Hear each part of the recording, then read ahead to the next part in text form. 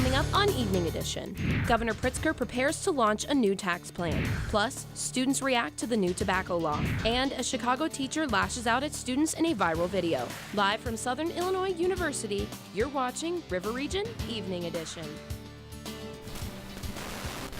Governor J.B. Pritzker is officially announcing an amendment to the state's constitution that would move Illinois to a graduated income tax system. Good evening, I'm Jacob Gordon. And I'm Hannah Frisch. The Constitution currently requires a flat tax system where everyone pays the same rate. Governor Pritzker's proposal takes workers based on how much they earn. He says 97% of Illinoisans would see tax relief under his plan. What I have proposed is a fair income tax that protects our middle class and asks only the wealthiest 3% of this state to pay more. We're committed to voting on the merits of this proposal, with a debate that will be based on facts. Governor Pritzker says it's time to do away with the system where everyone is taxed at the same rate. The governor is urging lawmakers to approve the new amendment and put it in before the voters. We have a constitutional amendment process that ultimately puts this decision to the voters. It's time to let the people of Illinois, our taxpayers, decide. The amendment passed the Senate Executive Committee today, setting it up for a vote in the full Senate. If the amendment is approved by the General Assembly, voters will then get a chance to say yay or nay to it on the November 2020 ballot. The Illinois Chamber of Commerce opposes the governor's plan, saying it will discourage entrepreneurs from creating new businesses and jobs in the state. We have more details tonight on the officer-involved shooting in Marion that happened Friday night. Police were responding to multiple 911 calls about a reckless driver on I-57 just south of Marion. During an attempt to stop the car, the officer was struck by the suspect. The officer then shot the driver, 28-year-old Ethan Adams of Cape Girardeau. Adams continued to evade police until he crashed near the intersection of DeYoung and Market Streets. Adams was arrested for aggravated battery to a peace officer, aggravated fleeing and indulging police, and multiple other traffic charges. It was a beautiful day outside today. It definitely Sunshine. was. I took a whole drive with all my windows down. It was great. And cranked up the tunes for sure. Madeline Parker is here now with the first look at weather. Madeline, are we expect to see the sunshine to continue in the next couple days?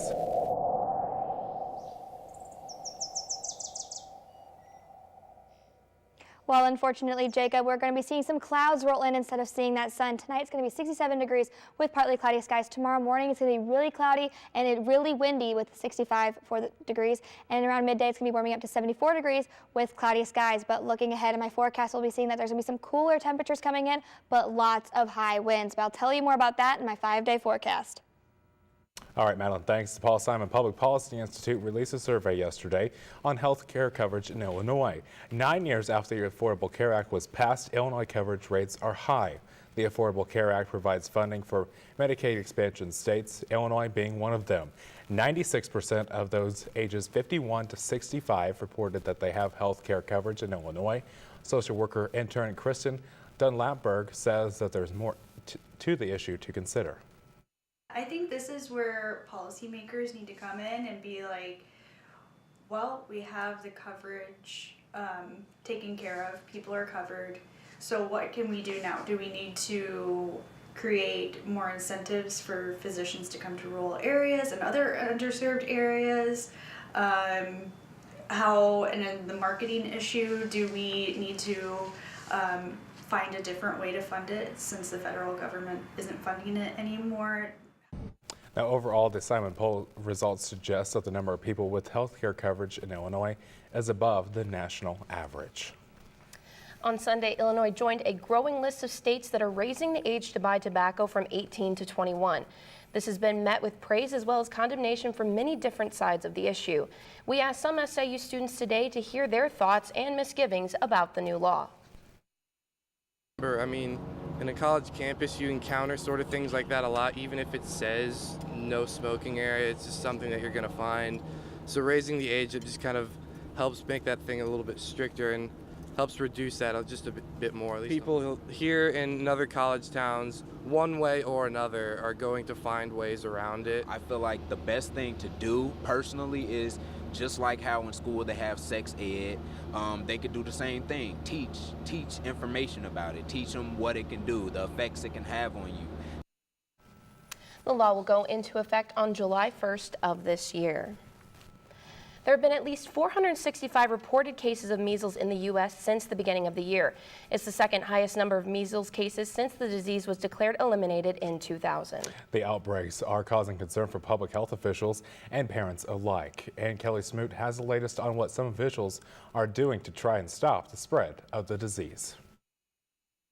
We have a very serious situation on our hands. The rapid spread of measles is becoming a serious health issue nationwide. And with at least 465 cases reported across 19 states, public officials are taking a tough stance in an effort to stop the highly contagious disease. In New York City, where more than half of this year's cases have been reported, some unvaccinated people will now be required to get the vaccine or face a fine. We are declaring a public health emergency effective immediately.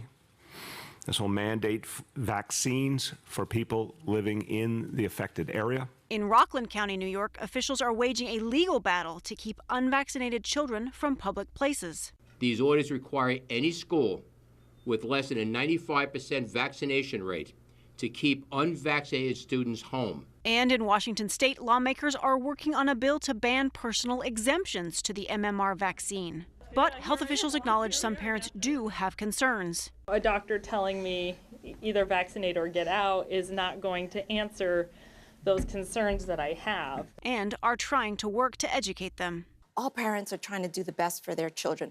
We're working with community leaders, faith-based leaders, other trusted voices in the community. I'm Kelly Smoot reporting.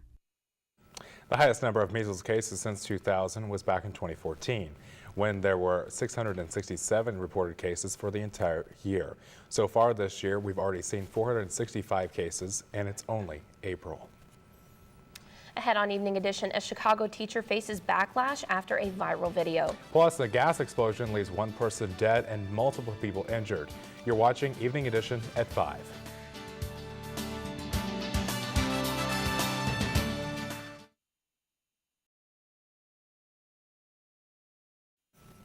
A Chicago area teacher is apparently out of a job. This after she made insulting comments about some of her own students, then accidentally sent the video of her commentary to other students. Reporter Suzanne Lee Mignot talked to the sister of a student insulted by the teacher.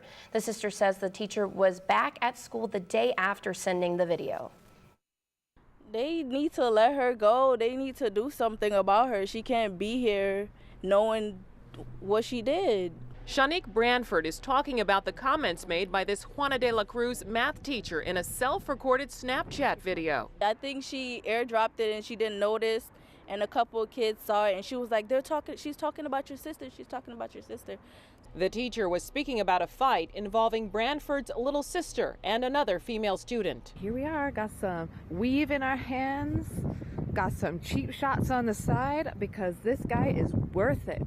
She was talking about my sister's weave, and my sister Ben had a problem. She was like Ben telling us about the problem with her, saying how she's mean to my sister, how she talks about her weave, like, oh, this is not your real hair, and stuff like that. The teacher goes on to talk about a boy. Of one of the stupidest, dumbest people I've ever seen in my life. Like, this kid probably doesn't even know what 2 + 2 is. If his life depended on it, kind of dumb. About the boy, he doesn't know what 2 + 2 is. That's not right. The school is a safe place for students. It doesn't matter their race or ethnic background. She shouldn't be talking about kids like that. Helena Stengel, Chief External Affairs Officer, sent us this statement. Acero School immediately began a rigorous investigation once informed of this incident. Although we are legally precluded from commenting on confidential personnel matters, Acero will follow our employee policies and exercise all available remedies pursuant to the investigative findings. According to school officials, the teacher is no longer an employee. Officials did not say if she was fired or if she resigned. And Senator Bernie Sanders has announced that he will release his tax returns. He told the New York Times that he plans to release 10 years of his tax returns in the coming days. A number of his rivals for the Democratic nomination have already released their 2018 returns, including Senator Elizabeth Warren, Senator Kirsten Gillibrand, and others. President Trump, however, is still refusing to release his tax returns while he is under audit. I would love to give them, but I'm not going to do it while I'm under audit. It's very simple. Remember, I got elected last time, the same exact issue. with the same intensity, which wasn't very much, because frankly, the people don't care. Last week, the Democratic chair of the House of Ways and Means Committee made a formal request for Trump's tax information. Lawmakers and analysts say it's highly unlikely the IRS will turn over the documents. A Veterans Affairs clinic in Texas shut down yesterday after a man killed himself in their waiting room. According to witnesses, hundreds of people saw the man shoot himself. Weapons are not allowed in the VA, but the facility relies on random bag searches and does not have metal detectors. One counselor says even though treatment is available, it isn't always easy to get. There's a scheduling problem. Part of it's a matter of accessibility, getting there, and frankly, part of it's a matter of finances and costs. Swope says the familiarity with weapons and access to firearms put veterans at an increased risk for suicide. One person is dead and more than a dozen injured, including a firefighter in a gas explosion this morning. It happened in a shopping district near downtown Durham, North Carolina. A contractor was digging under a sidewalk and hit a 2-inch gas line, triggering the explosion, which caused the building to partially collapse. Several people reported hearing and feeling the explosion when it happened. And singer Billie Eilish has officially made music history. The 17-year-old musician became the first artist born in the 2000s to have a #1 album, doing so with her debut album, When We Fall Asleep, Where Do We Go? Eilish is also the youngest female to hit #1 since Demi Lovato did in 2009 as a 16-year-old. Eilish also currently has 8 songs in the Billboard Top 50, all from the album. And most of the river region saw sunshine today, but are the rain showers going to be returning? Madeline has your forecast next. But first, on Wall Street, stocks in the day with positive results. The Nightly Business Report has more coming up next at 5:30.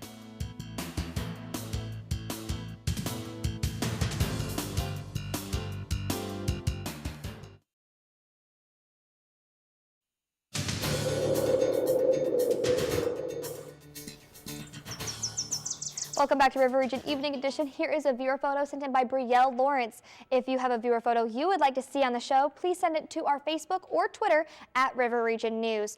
Right now it is 80 degrees with partly cloudy skies, although it was very sunny in this photo. The sun has been going behind some clouds all day. The dew point is at 46 degrees. We have 33% humidity and it is very windy, 15-mile-per-hour winds from the southeast right now, with our barometer reading 29.69.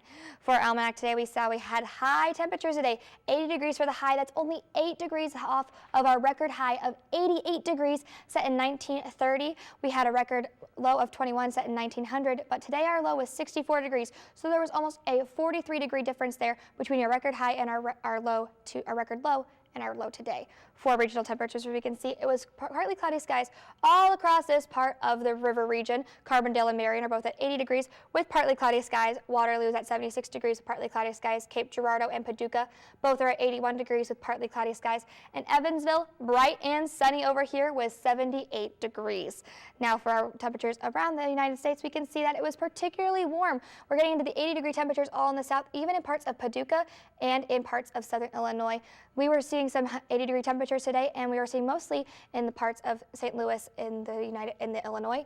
But if we look to the north, we can see that in Minnesota and Wisconsin, they are seeing some 40 and 30 and 20-degree temperatures, and they are also seeing some snow. We'll be looking at that later on. But for this weekend, we'll be seeing that we have a lot of rain coming our way. As we can see, we're going to have this looking out your window if you go outside at all this weekend. Lots of rain. We'll be seeing lots of puddles. Water will be everywhere, and there are some chances of some river flood warnings, so be on the lookout for that, especially if you're going to be driving. But for tonight, we'll be seeing that it's going to be about 64 degrees with mostly cloudy skies. Wind gusts up to 23 miles per hour. They'll be starting about 14 miles per hour from the southeast, and the sun sets at 7:27 p.m. Now for the bus stop forecast, we'll be seeing that tomorrow morning it'll be about 65 degrees with cloudy skies, but it's also going to be very, very windy. It's going to be starting at 16 miles per hour from the south tomorrow morning. So watch out for that, because those wind gusts are going to be going up to 35 miles per hour. And we'll have some cloudy skies. Temperatures will be going up to 79 degrees. Well, the winds will be starting at 29 miles per hour from the south, and the sun rises at 6:27 a.m. Now tomorrow night, we're going to be seeing some thunderstorms. We have winds up to 30 miles per hour, 50 degrees for the temperature. We'll have 20 miles per hour winds from the southwest, and the sun is setting at 7:28 p.m. For our 5-day forecast, we can see that it's going to be about 79 degrees on Thursday. Friday, we'll have some sunshine with 67 for the high, 45 for the low. Saturday, as I said earlier, we're going to be seeing some rain in the afternoon, 61 for the high, 50 for the low. Sunday, we'll be having some thunderstorms, 53 for the high and 38 for the low. And on Monday, we'll be getting back up to about 65 degrees with some sunny skies. Now, unfortunately, we will be seeing some better weather conditions, but our neighbors in the north, especially in Minnesota, will not be getting that. We see they have nearly 4 million people in the Northwest and in the Midwest are currently under blizzard warnings, with more than 600 flights already been canceled.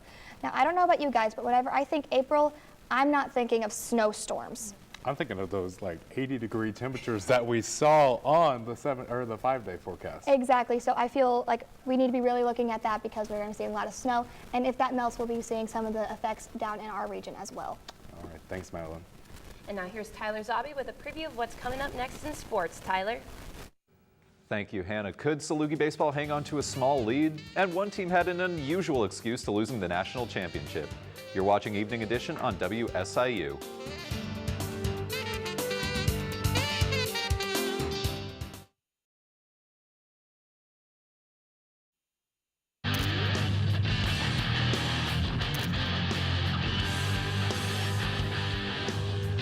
Another wild midweek game ended in victory for SIU.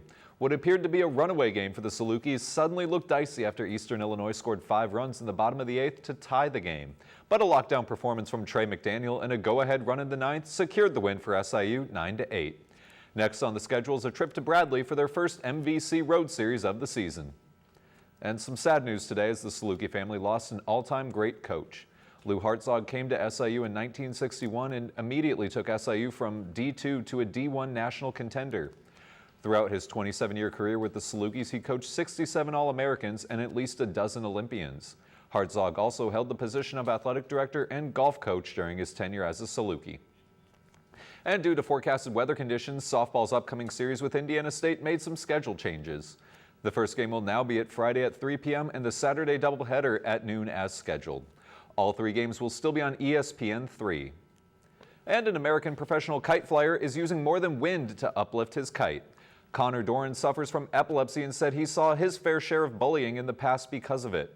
But Doran said he found confidence in kite flying and turned his back to the wind, hoping his story inspires others through their own tough times.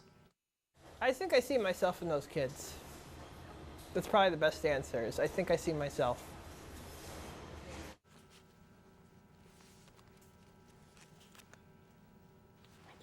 Kind of. Doran says he likes to focus on being an inspiration to kids and visits local schools to share his anti-bullying stance. His next kite competition is in Italy. And the end is finally in sight for a future Hall of Famer, and he went out in style.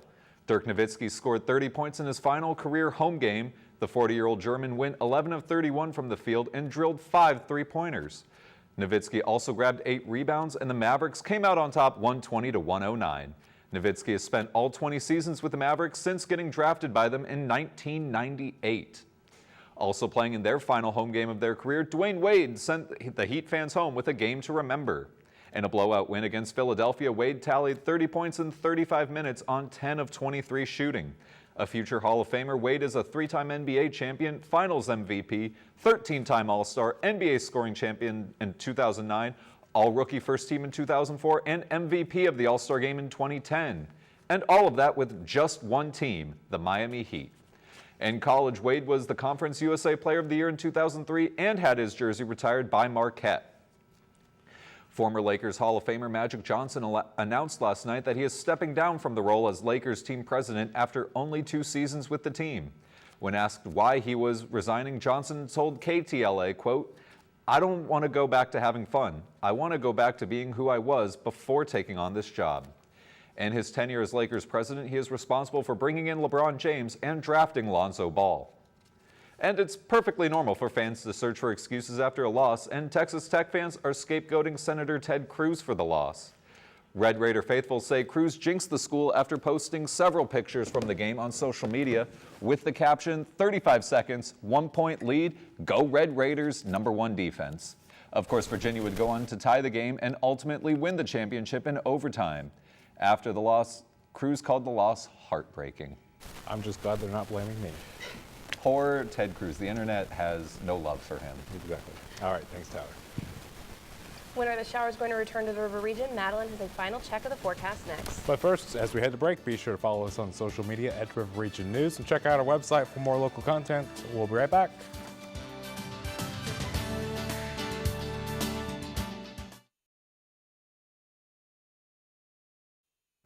Finally tonight, in an announcement at the National Science Foundation this morning, scientists revealed the first ever photo of a black hole.